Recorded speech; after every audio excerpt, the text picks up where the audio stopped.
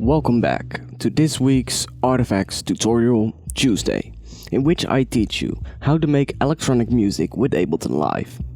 You might have noticed that the design of the tutorial video has changed, but don't worry, the actual video is still the same. I highly recommend watching this video in 1080p so you got a clear view of what I'm doing. Last week I showed you everything about how I handle song structure, but today I want to talk to you about using beat repeat to make loops more interesting and how to build an intro that builds up into a climax. And I'm also gonna add some filter automation to gradually increase this intro in terms of frequency.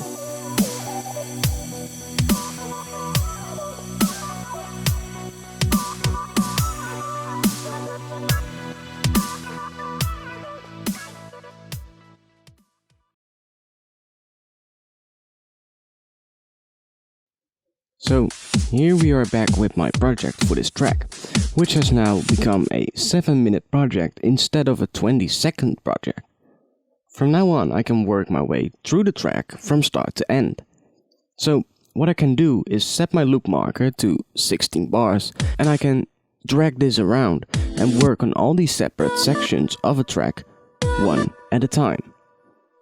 You can now already hear that every 16 bars a change is made to keep things interesting.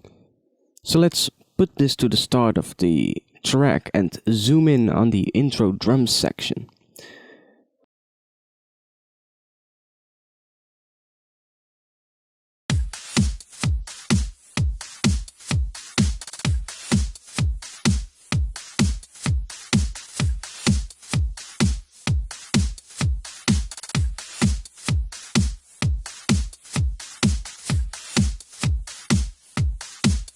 So this section of the track is already pretty good, but I wanted to gradually increase and build up towards the part where the vocals kick in. I'm going to do this with a combination of techniques, of which the first one is filter automation. I'm doing this with Live's built-in auto filter. Let's solo the drums group and then open it up. In here I have my main kick and snare. Now I drag an instance of auto filter onto the group track.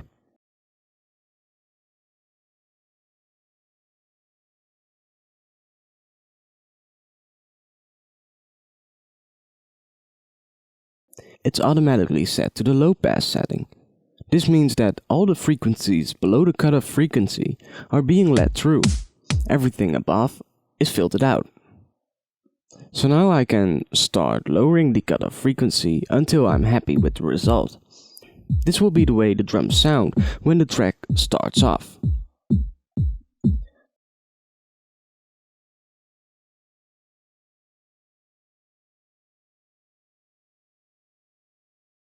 Now if we open up the drums group a bit more, you can see that the auto filter's frequency is selected. And when I turn the dial around, you can see this red line is moving. This is the automation line for that knob in the auto filter plugin. So now I select the full 16 bar and click and drag the line all the way up. After this you can see that it creates 4 points at the perfect location for a rising sound. Now I just double click the top first point to delete it and the rise is done. Also I can delete this last point so it stays at that frequency.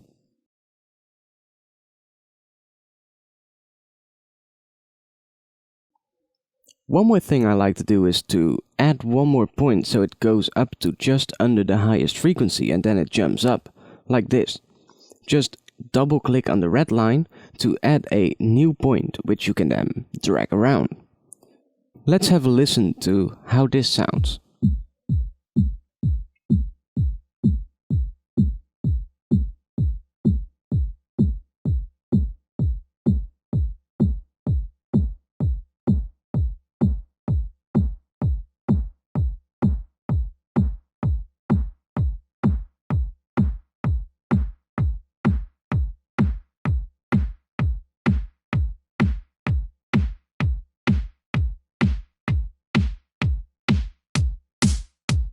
To make this transition a little smoother, I take out the last 3 beats before the next part.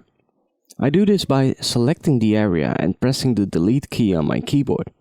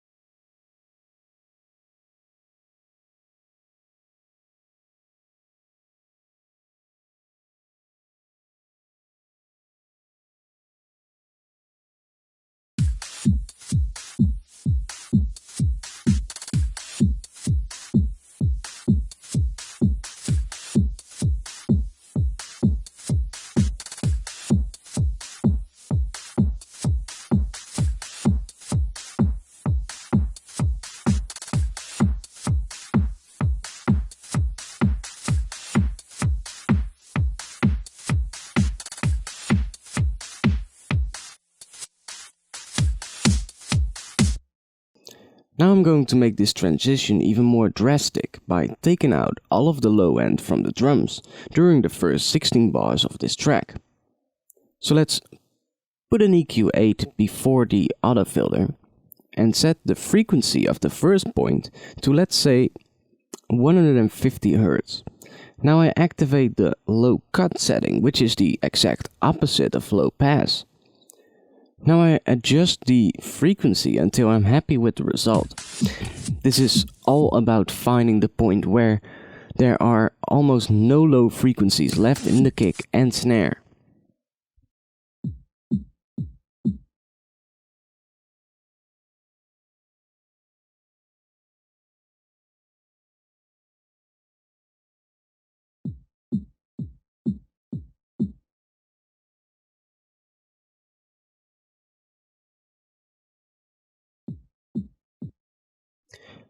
Another cool thing you can do is set another EQ point to the exact same setting. This creates a much steeper slope in our EQ curve. This is really handy for this type of effect where you want to cut out all the low frequencies for a particular period of time. Now, I want this EQ8 to turn off at bar 17, so let's click the bypass button in the EQ's title bar so the automation line comes up. Now I create a point right at the start of the track to indicate that the effect is turned on, and then I make one at the start of bar 17 to turn it back off.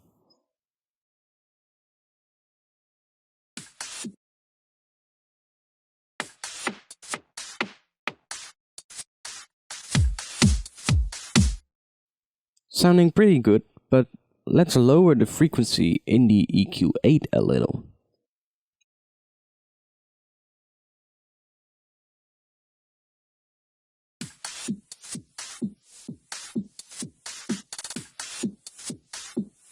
So, with that in place, it's time that I move on to the next part of this tutorial.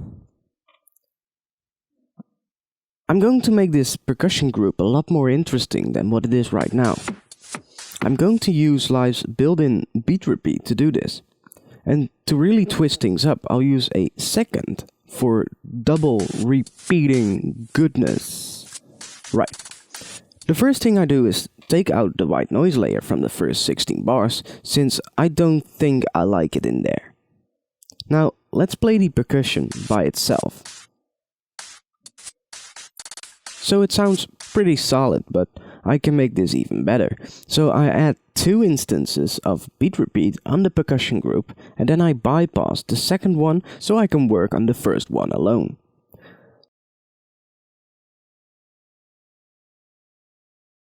Let's see what this does to my sound right now without changing anything.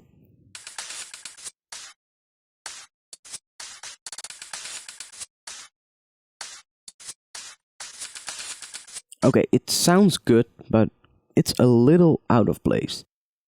The first setting on the beat repeat is the interval, which indicates how long it takes before the beat repeat is triggered again. I put this at half a bar, which means that it restarts every half a bar.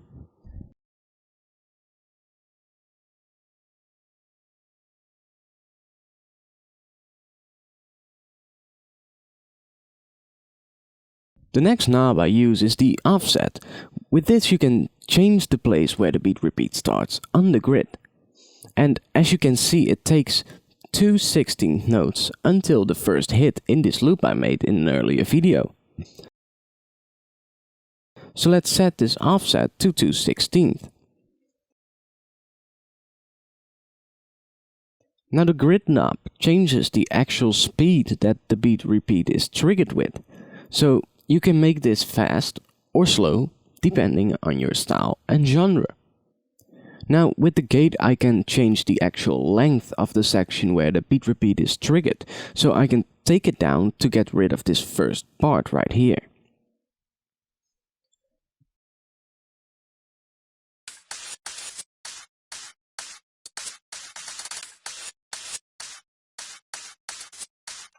You can hear it already sounds a lot more interesting, but there's another cool setting in beat repeat.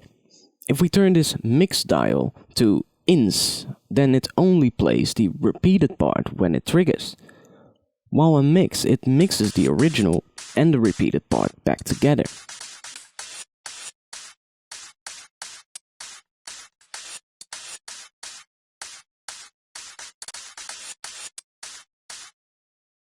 Now, the last thing you could do to make this speed change at random is to turn on the variation right here, and then every time it triggers, it will repeat at a different speed. You can also choose to trigger each 8th note or each 1/16th note. So listen closely to this, and then I turn up the variation and play the same part again.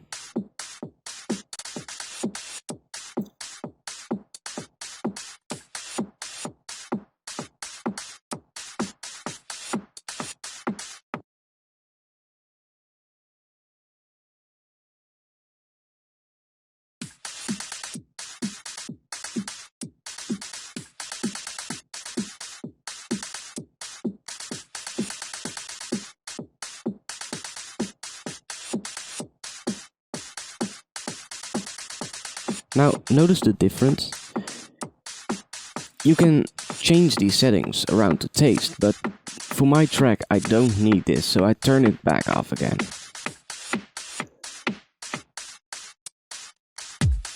I want the second beat repeat to turn on when the 17 bar starts, so let's activate its automation line and add a point at the start of bar 17 to indicate it's turned on.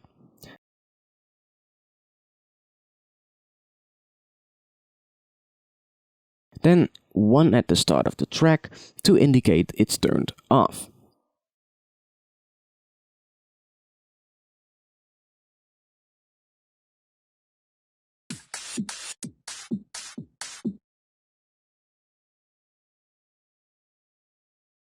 So let's set up the second beat repeat. I want this beat repeat to trigger each bar, so I set the interval dial to 1. Next the offset again at 2/16 notes, and the grid also again at 1/6 notes. Notice it's the same way as the first beat repeat.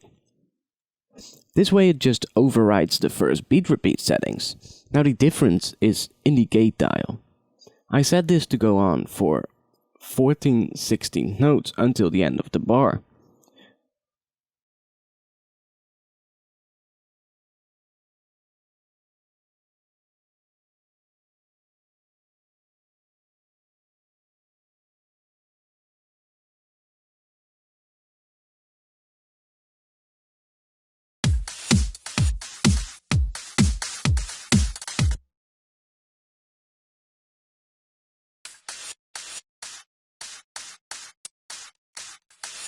Oh, I forgot to change the mode of the beat repeat. I turned this dial to ins again instead of mix, otherwise it doesn't override the settings, but you'll hear a mix of both. Now, you can hear that the effect is the same, but it's just repeated a couple of times more. Now you can play around with the trigger and the variation for extra random glitchiness, but sometimes this is too much.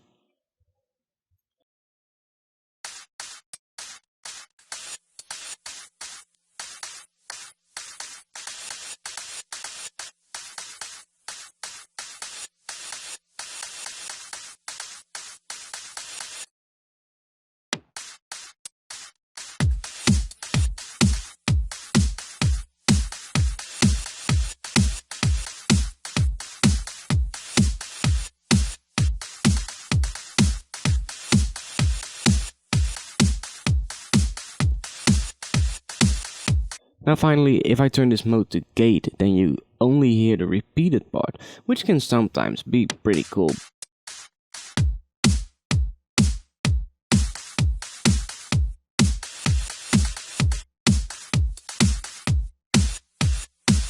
But I don't think we need it at this point, so let's take that off, and let's also turn off the variation so it's a little bit less random.